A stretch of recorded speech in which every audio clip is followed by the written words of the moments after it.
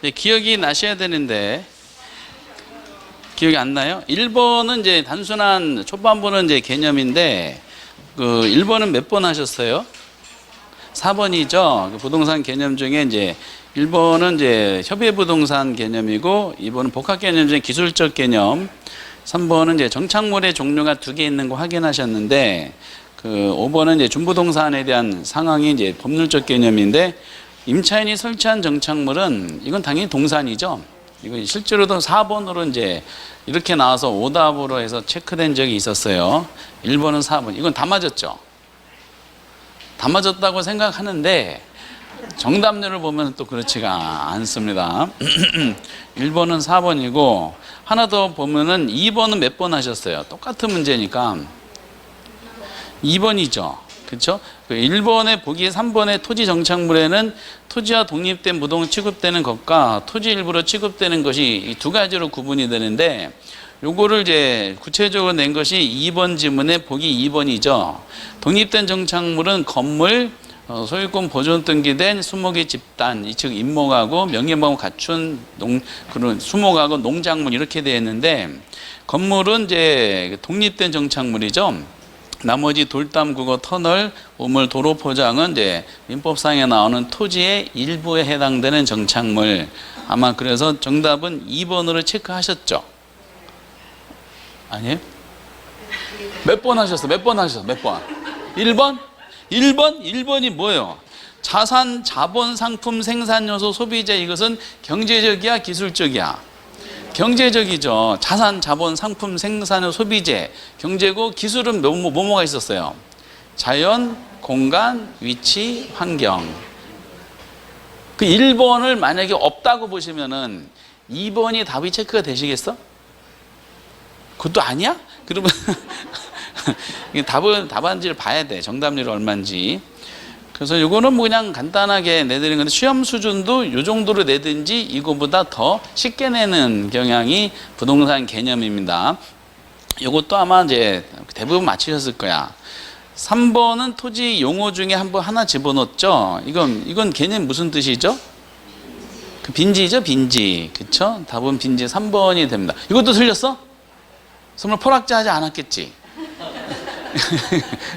지적구에 등록된 토지가 물에 침식돼 수면 밑에 잠긴 게 포락지고요. 이렇게 원래는 답을 빈지로 해놓고 나머지를 이제 낙지 뭐 이렇게 이런 걸 집어넣으려다가 너무 그래서 이제 이렇게 해놨습니다. 그 4번하고 5번은 토지 특성에 대한 뭐 단순한 문제인데 그 토지 특성도 뭐 거의 매년 나오죠.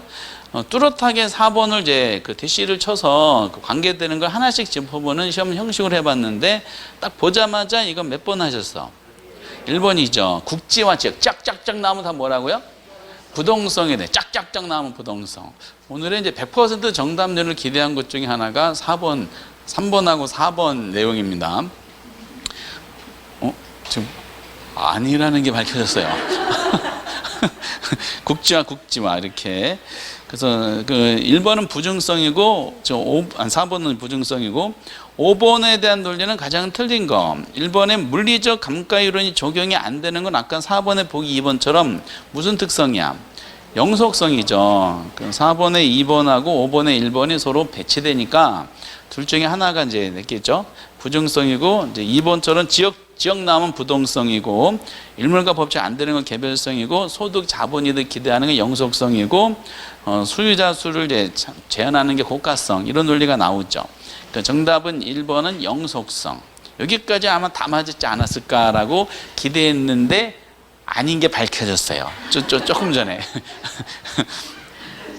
이제 6번부터 이제 수요응급에 대한 논리가 등장하는데 우선 기본적으로 저량과 유량에 대한 논리를 한번 여쭤봤어요. 저량은 이제 일정 기간, 일정 시점이고 유량은 기간이 명시돼야지 이제 그 의미가 전달되는 경제 변수인데요. 저량 변수에 해당되는 건 딱 하나 있죠. 그 몇 번이야? 통화량이죠. 통화량. 그렇죠? 통화량은 특정 시점에 유통되는 화폐량을 말하기 때문에 대표적인 이제 저량 개념 나머지 소득하고 임금, 경비, 신규 주택 공급은 전부 다 기간이 명시돼야지 의미가 전달되는 유량 변수가 되는 겁니다. 정답은 3번이고요. 그리고 7번은 뭘 설명한 거냐면은 수요량의 변화하고 수요의 변화를 구분할 수 있느냐라는 걸 물어봤던 1회 때부터 지금까지 이제 꾸준하게 나오는 문제입니다. 그럼 수요량의 변화하고 수요의 변화를 구분하려면은 해당 지하가 뭔지를 알면 되죠. 근데 문제상에 주어진 해당 지하가 뭐야? 오피스텔이야. 근데 오피스텔 수요 곡선 자체를 우측 또는 좌측으로 이동시킨 요인, 우측 좌측으로 이동하는 게 수요의 변화잖아요. 해당되지 않는 거니까 아마 보기 중에 두 가지가 있을 거예요. 수요의 변화도 있겠지만은 하나는 이제 수요량의 변화가 있든지 또 하나는 이제 공급의 변화가 아마 나올 경우가 있었어요. 근데 딱 보니까 2번에 금리하고 3번에 소득하고 4번에 기대감하고 5번에 보유세 이런 것도 전부 다 가격 이외의 요소죠. 근데 1번은 오피스텔 가격이 있잖아요. 오피스텔 가격이 있기 때문에 이것은 수요량의 변화가 됩니다. 그래서 1번이 정답이고 나머지는 수요의 변화가 되는 거죠. 요거도 맞으셨죠? 네, 최근에도 나왔었죠? 그러면서 이제 그다음부터가 이제 문제인데 이제 함수 문제를 한번 봤어요. 8번의 경우는 이렇게 주었을 때 균형 거래량이 얼마냐라고 물어봤습니다. 아까 전에 우리가 이제 그 정책론 규제할 때 했던 내용이지만은 그 딱 보시다시피 균형을 단순하게 물어봤으면은 수요량과 공급량이 일치하죠. 그러면 거기 수요함수에서 1200 마이너스 EP는 이렇게 돼 있어요. Q는 1200 마이너스 EP가 되어 있고, 근데 공급함수가 EQS는 400 플러스 4P로 돼 있죠. 근데 요거 이퀄로 만들 수는 없잖아. 요거는 2가 붙어 있으니까 절대값 똑같이 만들어야 되니까 2로 다 나눠주면 되죠. 2로 나눠주면은 QS는 200 마이너스 EP 이렇게 바꿔놓고 하면 되죠. 그래 놓고 요거를 이퀄로 만들어야죠. 그러면 이제 200 플러스 EP는 1200 마이너스 EP가 되지. 그러면 2가 넘어가니까 몇 P? 4P가 되고 이거는 얼마 나와요? 1000. 그럼 P값은 얼마 나와? 250이지. 근데 보기에 250이 있죠. 혹시 1번 체크한 분 계세요? 분명히 계실 거야. 근데 250은 뭐야? 가격이야. 근데 질문은 뭐를 물어봤어? 양을 물어봤잖아. 그러면 가격 250을 집어넣어서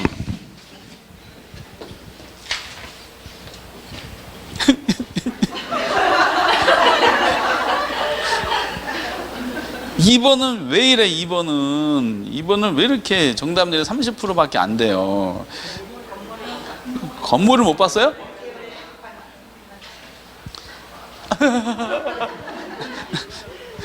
그러셨구나. 아이고. 그러면 이제 그렇고 쭉 잘 가시다가 이제 8번도 정답률이 이제 30%대네요. 8번의 정답률은 그 2번을 많이 체크하셨네. 어쨌든 이제 그러면 이제 가격이 250인데 그럼 아무데나 집어넣으면 양이 나오죠. 250주문을 500 더하기 200이니까 얼마다? 700이지. 거래량은 이제 700이네. 정답이 2번이 되잖아요. 근데 이제 8번 맞죠, 이거? 8번이 근데 왜 정답은 39%지? 절반은 넘어야 되는데. 아, 이거 통계가 잘못됐다. 어쨌든 이제 근데 오답이 지금 어쩜 이렇게 골고루 오답이 나올까? 2번이 39%고요. 1번이 14%고요. 3번이 21%고 4번이 14%고 5번이 7%예요. 그럼 거의 찍었다는 거죠, 이것은. 이 정도 통계가 나왔다는 것은 거의 찍은 퍼센티지예요. 이럴 수가 없는데 그래서 균형 가격에 대한 결정이 설명이죠. 그래서 이제 혹시 250 하신 분은 이제 잘못하신 거고 나머지 번호는 그냥 아무 숫자 막 제가 집어넣은 거니까 그냥 찍으신 거야 이렇게. 그래서 이게 균형의 결정에 대한 함수 문제에서 이제 가장 기본이 되는 것 중에 하나죠. 그리고 이제 9번 문제인데요. 9번이 더 정답률이 높은데. 이게 이제 뭘 설명한 거냐? 이 9번은 뭐 한 거냐면은 여러분들 시장 수요 함수는 개별 수요 함수의 수평적 합이죠. 그렇죠? 그 시장 함수로 바꿔놓고 균형을 여쭤본 이제 내용이에요. 그러니까 8번은 좀 더 나간 내용이죠. 그래서 시장을 개별을 시장으로 바꿔놓은 거하고 8번의 균형의 결정을 서로 비교한 건데요. 근데 지금 수요 함수가 이렇게 주어졌어요. 12-2P인데 동일한 소비자 수가 몇 명 있다 그랬어? 1000명이 있다 그랬죠. 그러면 수평적 합이니까 뭐를 합해야 된다? 양을 합해야 돼? 가격을 합해야 돼? 수평적이니까 양을 합해야 되죠. 그럼 요걸 합해야 되잖아. 그 시장으로 바꿀 때 우리가 P로 주었을 때랑 Q로 주었을 때 푸는 방법이 있었죠. Q로 하면 전체를 건드리면 되지. 여기 전체 곱하기 1000 하면 되죠. 1000 하면 이게 뭘로 바뀐다? QM으로 바뀌잖아. 시장 수요량으로. 여기다 좌항에다 곱하기 1000에서 우항에도 곱하기 1000 하면 되죠. 12 곱하기 1000 하면 얼마? 12000 마이너스 2000P가 됐겠지. 이게 시장으로 바꿔놓고 공급함수도 보니까 공급함수 QS는 20P로 되어 있는데 동일한 공급자 수가 몇 명이 됐어요? 100명이 돼서 시장 공급도 시장 함수는 그 개별의 수평적 합이니까 이런 행동을 보이는 사람이 100명이 있다는 거니까 요걸 합해야 돼. 곱하기 100 하면 되지. 이건 뭘로 바뀌어요? QM으로 바뀌죠. 좌항에다 곱하기 100 했으니까 우항에다 똑같이 곱하기 100을 해야 되잖아. 20 곱하기 100 하면 얼마 나와? 2000P가 나오죠. 이렇게 이제 시장 공급 함수하고 시장 수요 함수를 이제 바꿔놓고 균형을 물어봤으니까 요거랑 앞에 왜 풀었던 것처럼 요거랑 요걸 어떻게 만든다? 이퀄로 만들어야 되지. 그럼 12000 마이너스 2000P는 얼마가 나와요? 2000P죠. 넘어가면 몇 P야? 4000P가 12000이니까 P 값은 얼마 나와요? 3이 나오죠. 그 단위가 10,000원으로 표시가 됐기 때문에 30,000원이 이제 정답이 되는 겁니다. 그 정답은 이제 몇 번? 4번이 되는 겁니다. 9번에 4번인데 이거 정답률 9번 맞죠? 정답률 29% 나왔어요. 이게 숫자만 나오면 뭐 막 힘들어 하시네. 그리고 이제 10번 문제도 수요연금은 전체적 정답률이 굉장히 떨어지네요. 10번은 이제 균형에 관한 설명인데 아파트에 대한 균형가액을 상승시킬 수 있는 요인을 물어봤죠. 그러면 가격이 해당 지하가 아파트로 제시된 상태에서 이것도 정답률 50%가 안 돼요. 그럼 가격이 이제 올라가는 경우라 그랬어요. 가격 올라가는 경우는 어떤 경우가 있어? 수요가 증가하든지 또는 공급이 감소하든지 뭐 전형적인 이제 시험 유형 중에 하나잖아요. 그럼 수요의 변화하고 공급의 변화를 물어볼 때 이런 패턴으로 많이 여쭤보죠. 그럼 1번의 수요면이니까 수요죠. 수요면에서 대체재 가격이 하락하면은 대체주택 사요, 해당 지역은 아파트를 사요. 대체주택은 아파트에 대한 수요가 감소. 그럼 이거는 해당되지 않네요. 그쵸? 근데 10번에 1번을 체크하신 분은 깜짝 놀라셨을 거예요. 지금 체크한 분이 계십니다. 시작부터 틀렸어요. 14% 분이 해당이 되고요. 보기엔 매도자니까 수요와 공급이야. 공급이고 매도자 수가 증가해서 공급이 증가한 거니까 이것도 해당이 안 되죠. 공급이 가격이 하락하는 거예요. 지금 이제 10번에 2번 체크하신 분은 21%가 됩니다. 깜짝 놀라셨을 거예요. 아직 답이 안 나왔어. 3번에 건축 원자재니까 수요와 공급이야. 공급의 요인이나 그냥 방향이야. 원자재 가격 하락해서 공급이 증가죠. 이것도 공급 증가는 가격이 하락하는 해당이 안 돼요. 그러면 3번은 체크하신 분이 이제 18%가 되네요. 아휴. 그다음에 4번. 벌써 1, 2, 3번 합쳤더니 이제 50%가 넘었어요. 지금 절반 이상이 틀리신 거야. 지금 큰일 났어요. 4번에 수요면이니까 수요야. 보완재 가격이 하락했죠. 보완재 하락은 보완재 수요가 증가하니까 해당지 아파트 수요도 같이 증가하죠. 수요가 증가하네. 이게 이제 가격 상승하는 요거 경우니까 맞네. 5번에 소득이 감소하면 수요가 감소니까 아니겠지. 그렇죠. 5번 체크하신 분은 한 분도 안 계십니다. 그래서 결과적으로 이제 10번의 경우는 54% 분이 1, 2, 3, 4번을 1, 2, 3번을 골고루 오답이 나왔고요. 46% 분이 4번을 체크가 됐습니다. 아주 많이 나오는 전형적인 내용이에요. 이거 틀리면은 진짜 자존심 상하는 겁니다. 빨리 이거를 다시 한번 복습을 잘 해주셨으면 좋겠어요. 균형의 이동 문제입니다. 11번 문제부터 이제 탄력성은 전부 다 빨간색으로 표시가 되어 있네요. 지금 난리 났습니다. 근데 12번, 12번은 이해가 되더라도 11번하고 13번은 이게 오답이 많이 나오면 이해가 안 돼요. 11번의 경우는 이제 정답률이 32%입니다. 그 탄력성에 대한 설명 가장 틀린 거 나왔죠.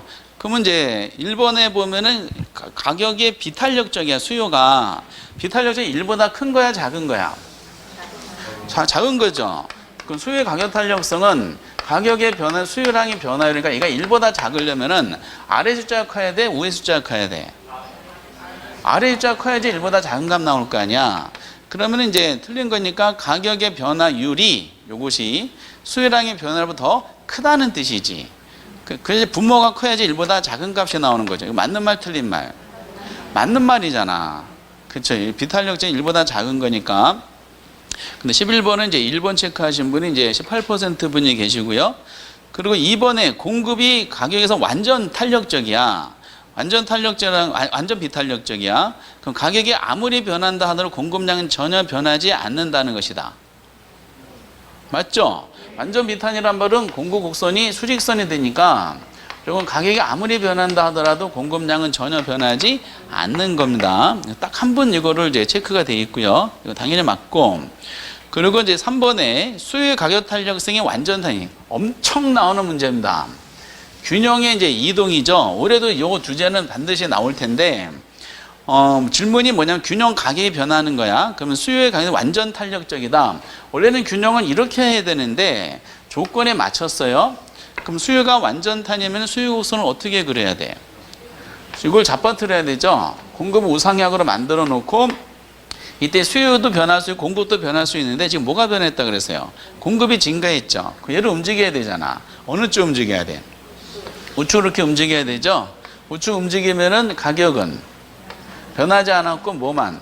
거래량만 증가했어요. 가격은 변하지 않는다. 맞잖아. 그렇죠? 너무 많이 나온 질문입니다. 16회부터 지금까지 전설입니다. 11번을 이제 답이 아닌데 답이라고 체크하시면 14%가 되고요. 그리고 이제 4번은 또 이것도 임대 수입 변화죠. 임대주택 수요가 임대료에 대해 비탄력적이야. 그럼 대체재가 많아요, 적어요? 적으니까 임대인이 유리하지. 임차인이 이사할 집이 없어요. 근데 임대인이 임대료를 인상했어요. 그럼 임대인은 성공할까 실패할까? 임대수입은 증가하겠어 감소하겠어? 증가하겠. 당연히 맞는 말이지. 그렇죠? 그리고 이제 5번에 공급의 가격 탄력, 이게 가장 많은 오답인데 정답보다 오답이 지금 더 많아요. 그 공급의 가격 탄력성이 완전 비탄력적이야. 그럼 공급의 탄력 완전 비탄력적이니까 수직선으로 세워놓고 수요는 우하향 이렇게 잡아야 되죠. 이 상태에서 공급이 증가했다 그랬죠. 공급이 증가했으니까 얘가 어느 쪽 움직여? 우측으로 움직일 거 아니야. 그쵸? 우측으로 이렇게 움직이니까 얘가 여기 새로운 균형점이 생겼죠? 그럼 가격은 어떻게 됐어? 하락하고 거래량은 증가했다는 게 확인이 되지. 그래서 공급이 증가하면 균형 가격, 거래량은 변하지 않는다가 틀렸죠? 균형 거래량 어떻다? 증가한다라는 내용입니다. 그래서 이제 굉장히 중요한 문제가 11번에 다 들어가 있어요. 11번은 보기 1번은 가격 탄력성의 구조가 나와 있고요. 그리고 이제 그 2번은 탄력성에 대한 의미가 부여받은 것이고 3번하고 5번은 균형의 결정과 균형의 이동과 탄력성 결합한 것이고 4번은 임대 수입의 변화에 대한 논리입니다. 엄청 중요한 문제고요. 올해도 당연히 나오게 될 겁니다. 32% 정답률 나왔습니다. 그리고 이제 그 12번 문제는 이게 그 지난번 계산 문제 특강할 때 한번 내드렸던 문제인데 방금 전에 요구 주제는 뭐냐면은 11번에 보기 4번이 있었죠. 공급자의 총 수입에 대한 내용을 가지고 이제 문제를 낸 겁니다. 임대인이 임대료를 25% 인상했어요. 그랬더니 수입이 10%가 증가했다. 수의 가격 탄력성이 얼마냐 물어봤죠. 수요 가격 탄력성은 가격의 변화율에 대한 이제 수요량의 변화율인데 벌써 가격이 몇 프로 변했다고 나왔어요? 25%가 상승했다고 나왔죠? 그럼 이제 수요량이 변화만 알면 되잖아. 수요량이 변화만 파츠게 여기다 데이터를 집어넣으면은 아마 탄력성 값이 나오게 될 텐데 그런데 가격을 올렸다 그랬어요. 그럼 가격 곱하기 수요량이 이제 총 수입이잖아요.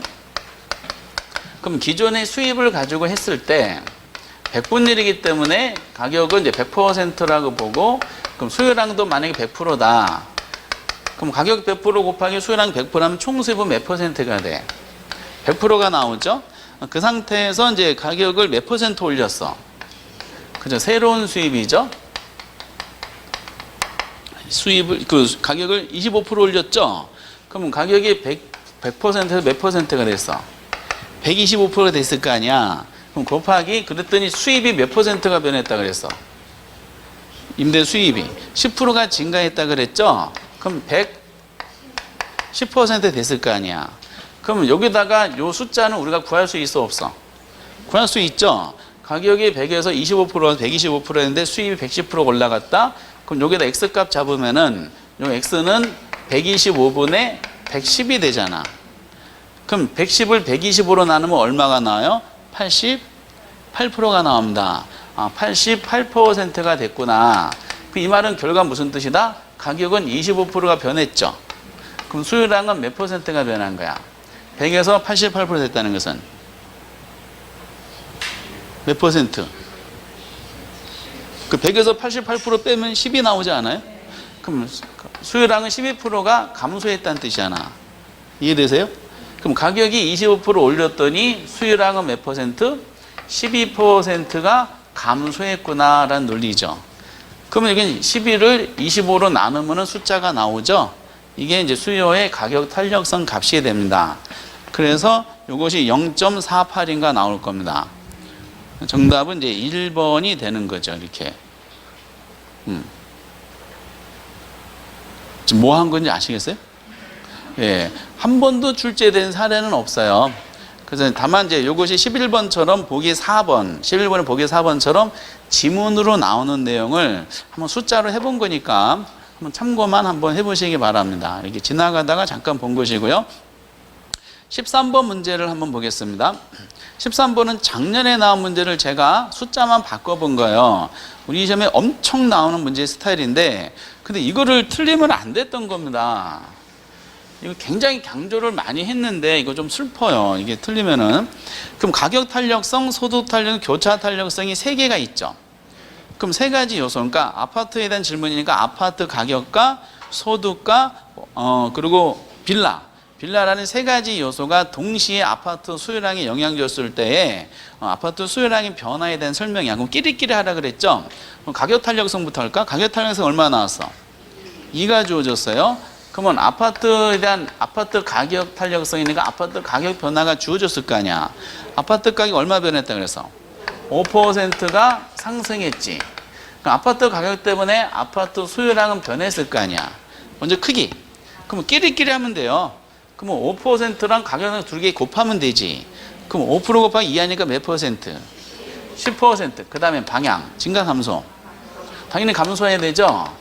왜? 가격 탄력성은 항상 가격과 수요량이 반대니까. 가격은 써먹었어. 나머지 2개가 남았어요. 소탄은 얼마 남았어? 0.6. 그러면은 소득을 잡으면 되지. 소탄이가 소득이 얼마 변했어? 5%가 증가했어요. 소득 때문에 아파트 수요량이 변하겠지. 그럼 바로 곱하면 돼. 그럼 5% 곱하기 0.6이죠. 그럼 몇 %? 3%가 바로 나오죠. 그 다음 방향 3% 증가야 감소야? 왜? 이 0.6이 뭘 의미해요?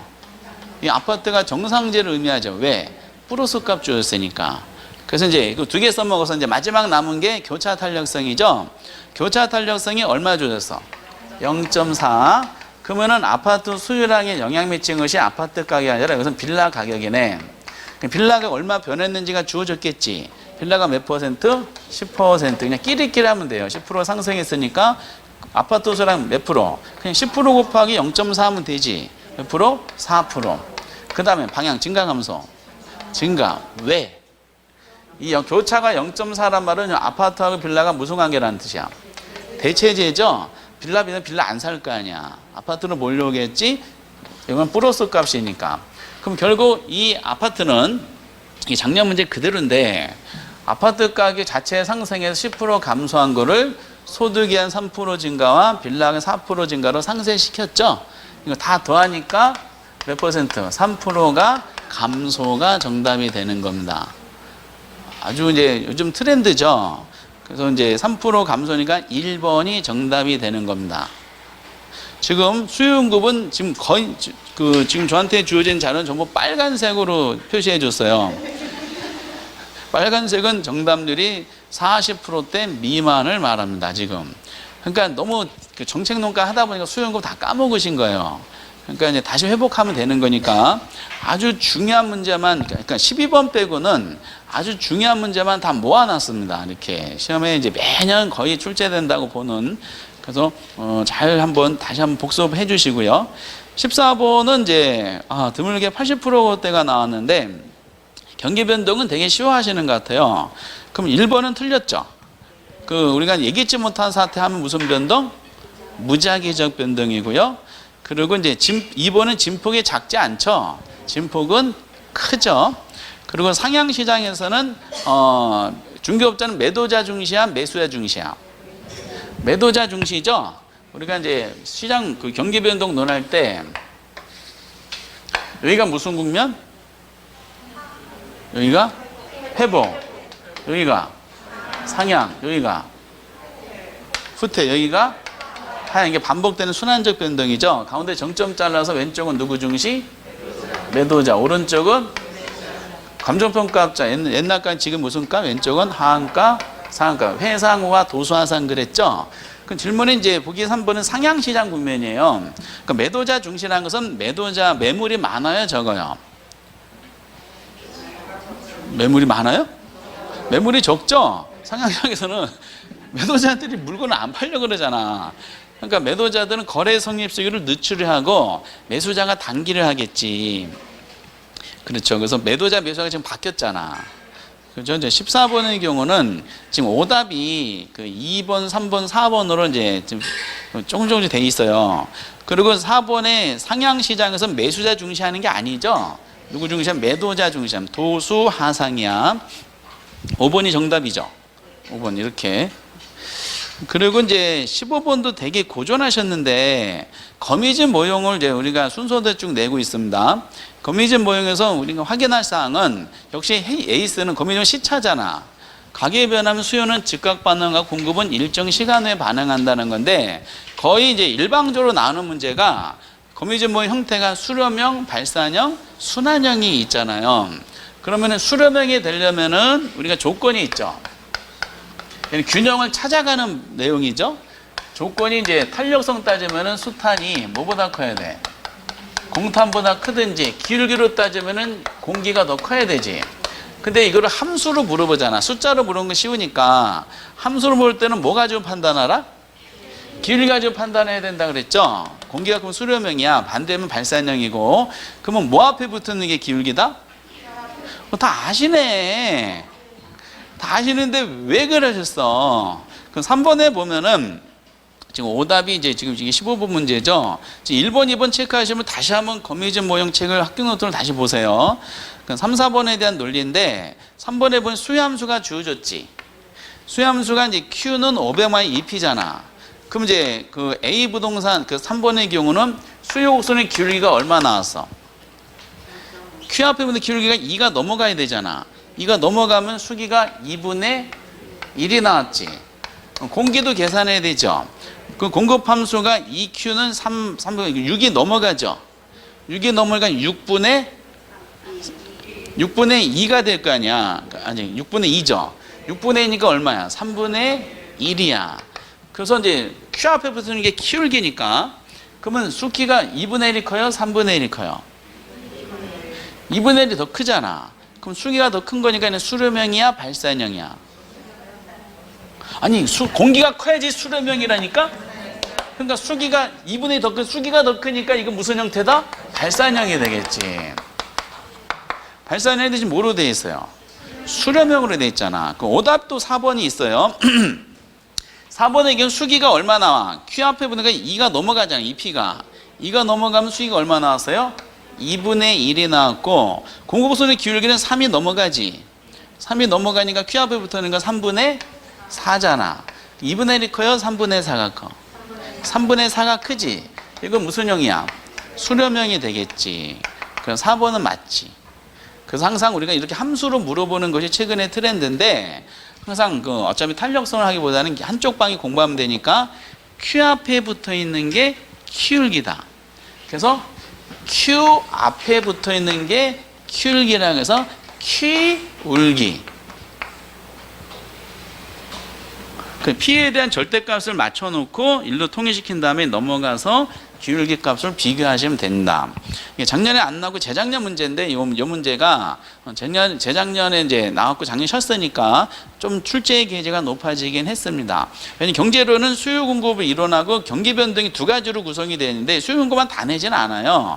수요 공급하다가 이제 경기 변동 문제가 잠깐 쉬면 한 번 더 다른 쪽 내겠다 그래서 경기 변동도 내지만은 이제 거미줄 모형도 내는 거지. 15번은 그래서 3번이 틀렸습니다. 이거 자존심 문제고요. 근데 좀 아깝다. 43% 나왔습니다. 16번은 부동산 시장, 90% 넘은 문제네요. 근데 100%가 안 됐어. 그럼 시장의 특성에 해당되지 않는 거 돼 있죠. 그 몇 번이야? 부동산 시장은 완전 시장이야, 불완전 시장이야? 불완전 시장이지. 그 여러 번 나왔었던 2번이 틀렸죠. 부동산 시장에 대한 진입과 퇴출이 자유로워요? 그럼 무슨 시장이 돼? 완전 시장이 돼버리잖아. 부동산 시장은 가격이 비싸니까 가격 자체가 진입장벽이 돼요. 93% 나온 정답률. 그리고 이제 17번은 이제 여가 현상이지. 이것도 많이 나왔네요. 잘못된 거죠. 이거는 이제 여가 현상 1번 개념이고요. 여가 현상 종류는 몇 개 있어? 2개. 상향여가, 하향. 들어온 사람 기준, 나간 사람 기준. 들어온 사람 기준. 그럼 이번에 하향여가는 상위계층 가구가 이동할 발생 빈집을 하위계층이 들어왔죠. 다운됐으니까 하향여가 맞고요. 3번은 주거분리 현상에 대한 내용이고, 그리고 4번을 보면은 고소득층 주거지역과 인접한 저급주택 있죠. 그럼 정유보가 받아, 부유보가 받아. 그러니까 이게 비싸게 거래되게 싸게 거래되겠어. 비싸게. 그래서 할증. 그러니까 4번은 정답 2번 나왔던 실제 기출문제 지문인데 이 문제는 일부러 여가 과정이 지문이 풍부하지 않아서 기출문제에 나온 거를 그대로 갖다 붙여봤어요. 배열만 다시 해본 건데 할인과 할증이 바뀌었지. 그렇죠? 그래서 이제 4번이 이제 틀리게 됐습니다. 그런 식으로 하시면 되겠고요. 이거는 거의 다 맞으셨으니까. 그리고 이제 18번도 효율적 시장도 이제 그러니까 수용급에 대한 고존하셨고, 그리고 계산을 고존하셔. 이렇게.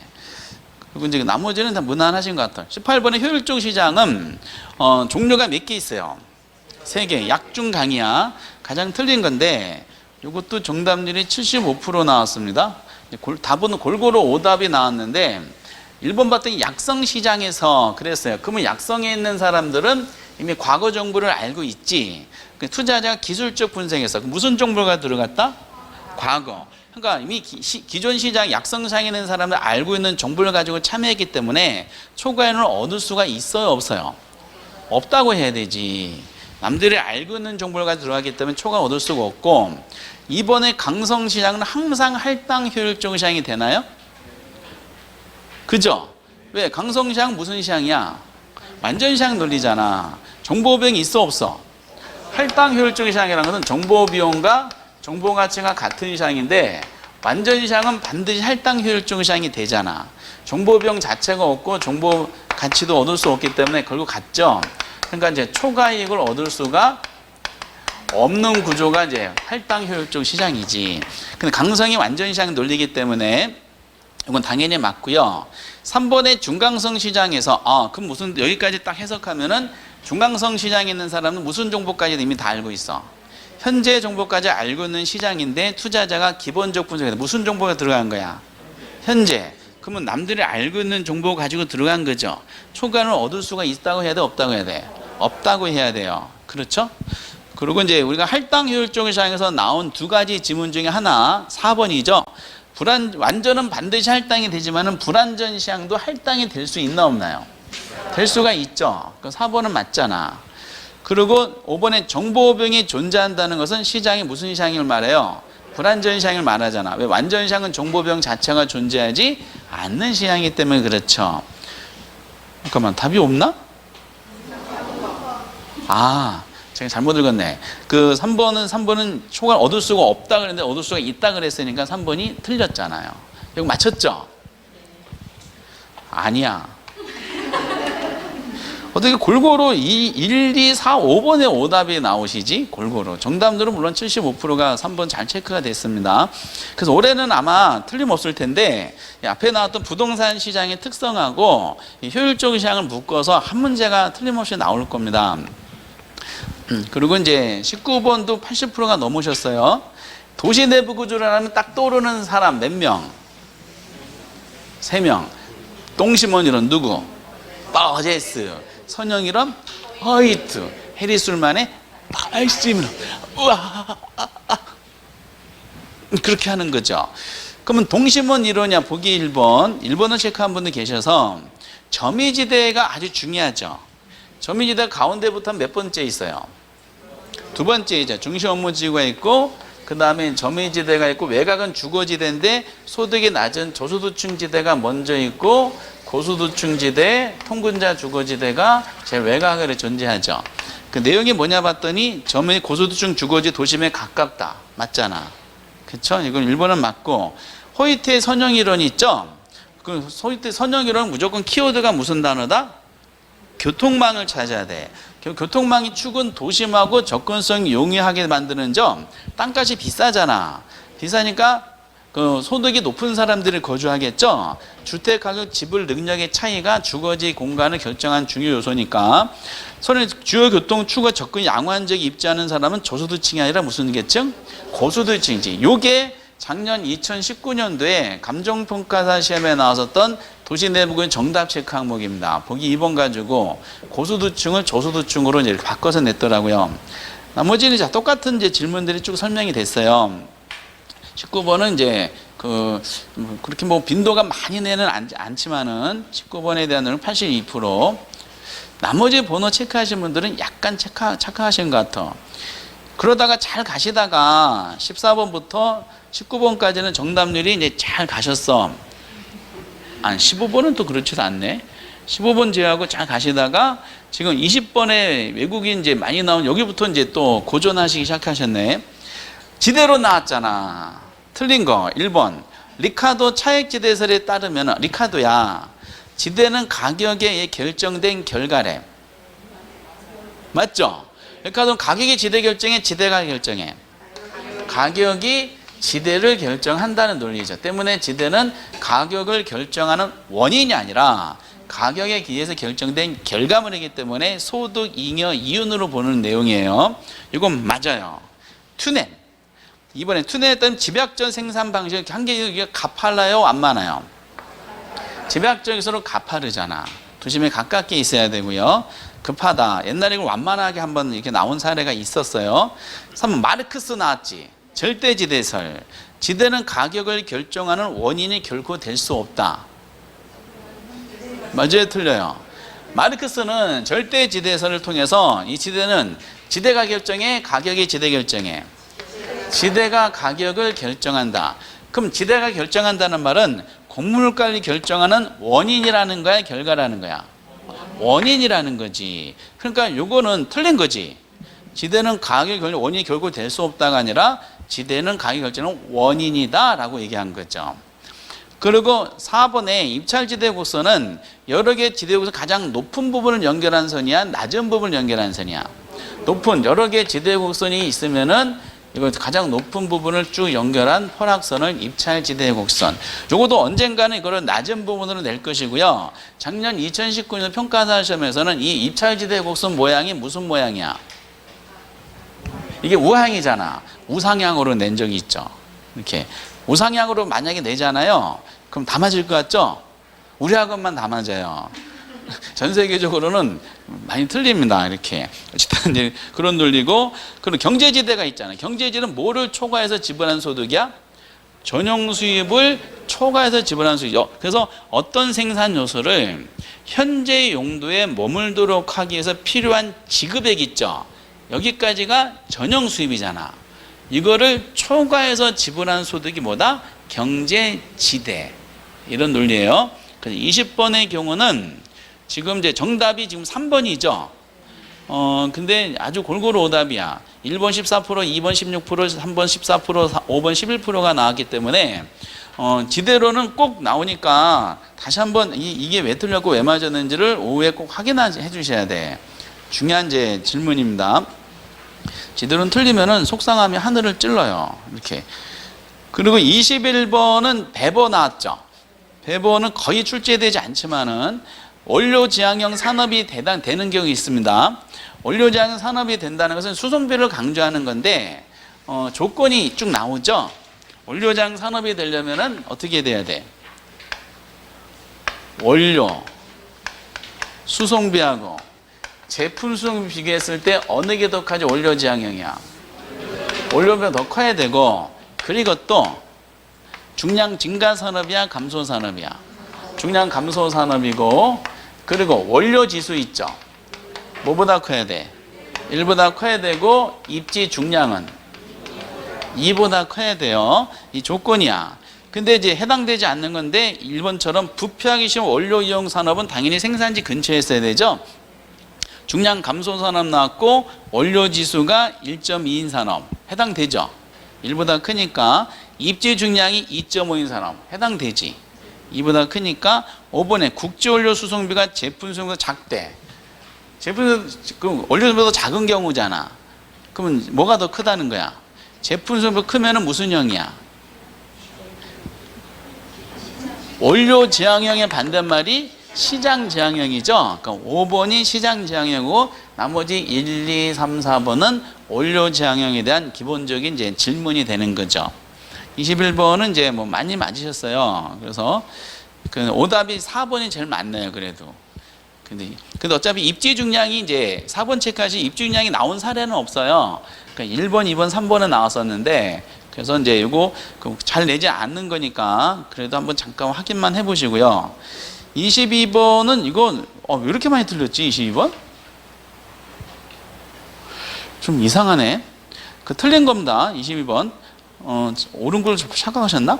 그럼 1번에 보면은 구매 빈도가 낮은 상품을 취급하는 점포 있죠. 구매 빈도가 낮다는 것은 비싼 거야, 싼 거야? 전문품, 기금속점 같은 전문 품점이야. 점포가 많겠어, 적겠어? 적겠지. 근데 이 물건이 필요한 사람은 멀리서도 찾아오겠어, 안 찾아오겠어? 찾아오겠지. 상권의 규모가 증가하겠어, 감소하겠어? 증가할 거 아니야.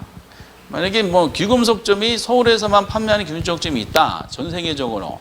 근데 이제 중동에는 초보자가 만약에 귀금속이 필요하다. 그럼 중동에서 여기까지 판매하는 점포까지 올 거 아니에요.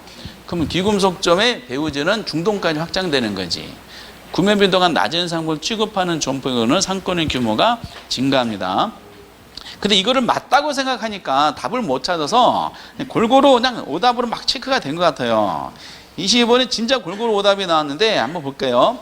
2번에 컨버스 원리는 분기점 찾는 거잖아요. 분기점이라는 것은 양쪽 중심 도시가 배우지에 대해서 유인력이 같은 지점이야, 다른 지점이야?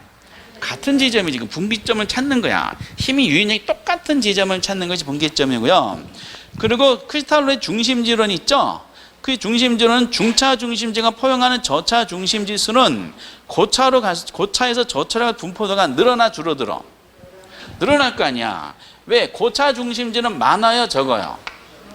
적겠지. 저차 중심지는 당연히 수가 많을 거 아니야. 그러면은 저차에서 고차로 갈수록 중심지 수는 당연히 줄어들 거 아니에요. 저차에 고차로 갈수록.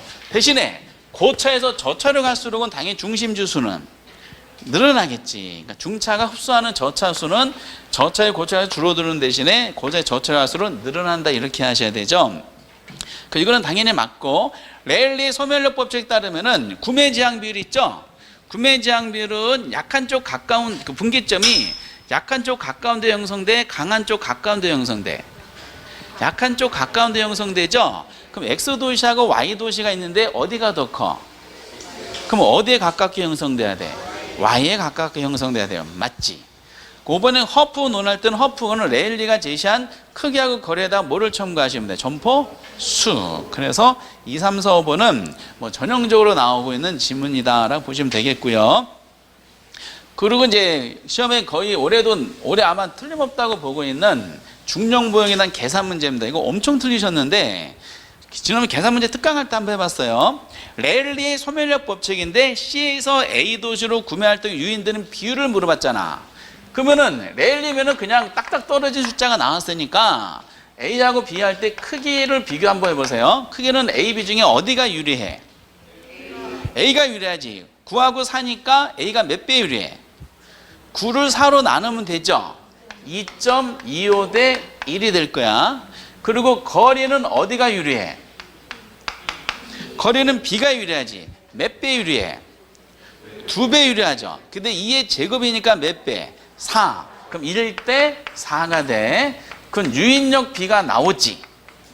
유인력 B가 이게 몇 점 몇이래? 2.25 대 4니까 합치면 얼마 나와? 6.25죠. 어디 간을 물어봤다? A. 그러면 6.25를 가지고 2.25를 나누면 되잖아. 그러면 36%가 딱 떨어지게 됩니다. 여기 지난번에 프린트 감정평가 시험에 나왔던 그 문제입니다. 그래서 어떤 분은 그냥 36%만 암기하시면 그 답을 맞추셨을 것 같은데 안 푸셨던 것 같아. 그래서 이거는 이제 23번은 2번이 되는 거지. 이게 정답률 이제 32% 나왔고요. 24번은 시장 실패 원인하고 이제 지난주에 보셨던 건데 가장 관련이 적은 거죠. 몇 번? 5번이죠. 정보의 대칭성이 아니라 정보의 비대칭성이야. 나머지는 외부 효과 쭉쭉 다 나와 있어요. 25번. 현재 우리나라에 시행하고는 아까 말씀 정책에 해당되지 않는 거지. 이거 따끈따끈한 거니까. 그러면은 이제 이거 바로 한 지 얼마 안 돼서 여쭤본 거야. 그럼 몇 번이야? 4번이잖아. 아까 종합토지세에 해당이 안 된다 그랬잖아요. 근데 지금 이제 그러고 양도제도 있고 택지상한제, 토지초가 있는데 네 가지에다가 아까 뭘 첨가했었어요? 공한지세 이렇게 했었다 그랬죠. 근데 이제 그래서 정답은 4번이죠. 비주금 부동산 공시제도는 우리가 감정평가 했던 거잖아요. 이상하게 이런 문제를 좋아합니다. 그리고 26번은 맞히신 분이 안 계세요.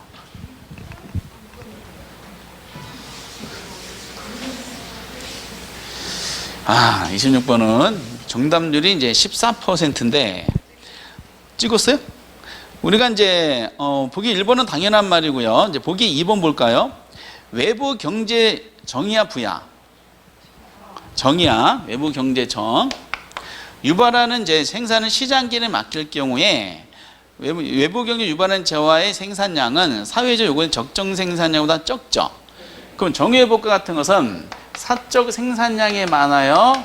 사회적 생산량이 많아요? 사회적 생산량이 많죠.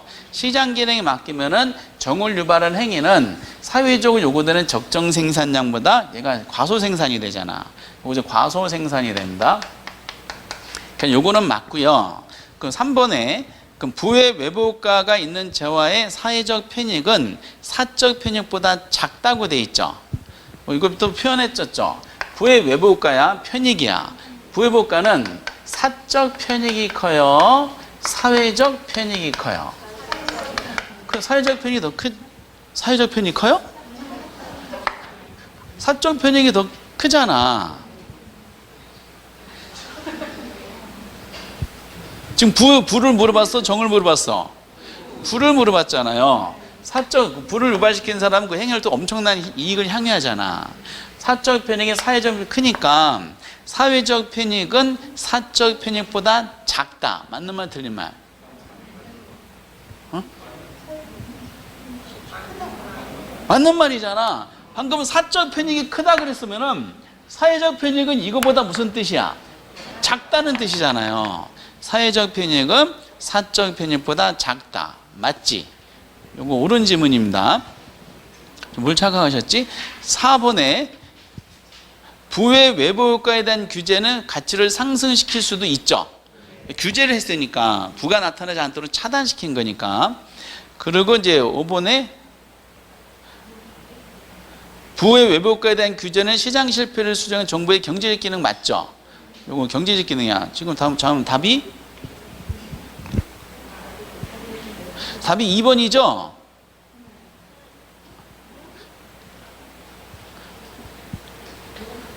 잘 보세요. 2번에 본 정의효과 있잖아. 정의효과는 사적 생산량이 커요? 사회적 생산량이 커요? 그쵸? 정을 유발하는 행위는 사회적 요구되는 것보다 얘가 과소 생산이 된다 그랬어요. 그럼 잘 보시면은 외부 경제를 유발하는 재화의 생산 시장 기능에 맡겼네. 시장에 맡긴 거야. 그럼 외부 경제 유발하는 재화의 생산량보다 요거보다 사회적으로 요건 적정 생산량이 얘가 더 많아요, 적어요? 얘가 더 많겠지. 사회적 요구되는 양보다 얘가 적게 나오는 거니까 요거보다 사회적인 세적 생산량이 더 많다라고 하셔야 되지. 오케이? 과소 과다 이렇게만 드립다 암기하지 마시고 뭐가 과소고 뭐가 과다인지를 확인하시는 게 중요합니다.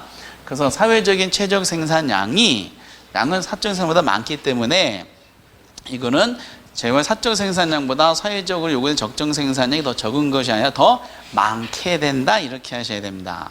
정답은 2번이 틀린 겁니다. 무슨 내용인지 이해되세요? 지금 이제 90% 분이 틀리셨어요. 이제 잠깐 착각하신 것 같아요. 이제 아주 중요한 이제 외부 효과에 대한 설명이니까 잘 정리해 보시고 나머지는 정답률이 상당히 높네요. 다 70%가 넘으셨는데 27번에 옳은 거 있죠. 우선 1번에 보면은 규제 임대료가 시장 임대료보다 낮을 때 임대료 규제는 가격에 대한 공급이 탄력적일수록 소득재 부문가 더 커진다 그랬어요. 비탄력적일수록 더 커져야 되죠. 그렇죠? 비탄력제란 말은 공급을 이제 못 줄인다는 거니까. 이것도 유명한 지문이고, 이번에 양도제도는 정부의 재정적 부담으로 보상하는 거야? 정부의 재정적 부담을 줄이면서 하는 거죠. 돈 안 들어가는 방법이야. 그리고 이제 3번이 이제 맞죠? 3번이 맞고 4번에 미개발 토지를 토지용 계획에 따라 구획 정리하고, 이거는 무슨 방식이야? 환지 방식이지. 토지 적성평가 제도는 아까 토지정책 했던 것처럼 용도를 지정할 때 개발할 용도와 보존할 용도 간의 경합이 발생했을 때 이거를 합리적으로 조정하는 제도가 됩니다. 아까 5번에 장기 일반은 몇 년짜리야? 8년이죠. 884. 그래서 정답이 3번이 맞고 나머지는 다 틀렸어요. 정답률이 75%가 나오셨네요. 그리고 28번도 정답이 높은데 임대주택 정책 및 제도예요. 1번에 틀린 걸 찾았죠? 단기는 몇 년 이상이야? 4년 이상이야, 4년. 근데 지금 몇 년으로 돼 있어? 1년으로 돼 있어요. 884. 정답이 1번 틀렸고, 나머지는 뭐 다 똑같아요. 29번하고 30번은 이제 그 조세기착에 아까 마지막 시간에 했던 건데, 그래서 마지막 시간에 해서 그런지 정답률이 상당히 높네요. 옳게 설명하는데 1번 보니까 임대인과 임차인이 절반씩 부담해요? 그 절반씩 부담하는데 크기가 나왔는데, 그러면은 절반씩 부담하는 조건이 뭐가 있어야 돼? 탄력성이 있어야 돼. 탄력성이 어떤 경우에 절반씩 부담할까? 단위 탄력죠? 아니지. 수요의 가격 탄력성이 99야. 탄력적이야, 비탄력적이야? 탄력적이지. 왜? 1보다 크니까 탄력적이야. 그러면은 세금 부과했어. 수탄이 99야. 누가 더 많이 부담해? 아니, 모르지. 공급의 탄력성이 안 나왔잖아. 만약에 공급의 가격 탄력성이 99야. 요건 탄이야, 비탄이야? 탄이지. 왜? 1보다 크니까. 수탄도 99고 공탄도 99야. 그럼 세금은 어떻게 부담해? 절반씩 부담하겠지. 그래서 탄력성이 1인 경우가 아니라 수탄하고 공탄이 같을 때가 이제 절반씩 부담하는 겁니다. 이렇게 절반씩 부담한다. 누가 더 많이 부담할 때는 탄력성의 크기가 주어져야 돼요. 1번은 이제 크기가 안 나온 상황인데 그냥 절반씩 부담한다는 것은 이제 틀린 지문으로 이미 나왔었고, 2번에 임대 수요가 완전 탄이야. 그럼 세금은 누가 다 부담해? 수요가 완전 탄이면 수요자는 완전히 세금을 피할 거 아니야. 누가 다 부담해? 임대인, 공급자가 다 부담하겠지. 그러니까 임대인이 전부 부담하고요. 3번에 임대주택에 제한세가 부과되면 부과된 세금은 장기 임차인이 전가될 수가 있지. 어떤 식으로 전가시킬까, 임대인이? 임대료를 조금씩 계속 높이면서 전가시킵니다. 그리고 4번에 공공임대주택 공급을 증대시키면 임차인의 담세액은 기존보다 증가할까 감소할까? 감소하죠. 왜? 수요가 기존보다도 탄력적으로 변해, 비탄으로 변해? 탄력적으로 변하지. 공급이 공급되면 수요자 입장에 그만큼 대체재가 많아졌으니까 더 탄력적으로 변하니까 부담이 점점 작아지게 되지. 감소하게 됩니다. 그리고 5번처럼 임대료에 대해 공급이 수요보다 비탄. 누가 더 비탄이라고요? 공급이 더 비탄이. 그 세금 누가 더 많이 부담해? 임대인이 더 많이 부담하지. 근데 임차인이 더 많이 부담한다 돼 있죠? 잘못돼. 항상 비탄인 쪽이 더 많이 부담한다는 걸 항상 생각하시면 되고요. 다 탄력성 문제예요. 이렇게. 지금 이 문제는 실제 시험에 나왔던 거 한번 모아놓은 건데 가장 기본적인 지문 한번 모아놓은 거예요. 가장 대표적인 거. 29번은 그래서 정답이 3번. 마지막 30번도 70%대인데요. 틀린 거 나왔죠? 지금 아까 넣어놨던 1번처럼 상대적인 이제 탄력성이 더 달라지고 또 2번에 아까 또 나왔네. 제가 잘못 같은 걸 집어넣었네. 공공임대주택 공급 확대는 아까 재산세 임대 전관 현상을 완화시킬 수 있죠. 대체 많아. 아까 똑같은 걸 집어넣었네. 그리고 3번에 가격에 대해 수요가 공급보다 더 타냐? 누가 더 비타냐 그럼? 공급이 더 비탄이지. 누가 더 많이 부담해야 돼? 공급자가 더 많이 부담해야 돼. 근데 수요자 부담이 커진다 돼 있죠. 잘못됐지. 4번에 공급이 완전 비탄이야. 공급 완전 비탄 누가 다 부담해야 돼? 공급자가 다 부담해야 되지. 완전 비탄인 쪽이 전부 부담하니까. 그러니까 공급 토지 보유세는 그래서 토지 공급자가 땅 주인이니까 소유자 전부 부담한다. 이렇게 나왔습니다. 그리고 동교로가 개념이 5번에 나왔고요. 그러니까 정답이 이제 3번이 되는데 평균 점수가 59점, 그러니까 60점 딱 나오신 것 같아요. 그래서 요거를 왜 틀렸는지 꼭 확인하셔가지고 꼭 복습해 주시 바랍니다. 실제 시험은 요거랑 비슷하게 나올 겁니다. 여기서 50점이 넘어오셔야, 한 정답이 한 70점대 정도 나와야 돼요. 그래야지 투자론, 금융론에서 어느 정도 많이 틀려도 상세가 되기 때문에 그래요. 그래서 여기까지 우선 하고 다시 한번 이제 우리가 투자 금융론 또 끝나면은 다시 한번 그때 중간 점검 모의고사를 다시 한번 또 해볼 예정입니다. 중간중간에. 오늘은 여기까지 하도록 하겠어요. 오늘 대단히 수고하셨습니다. 감사합니다.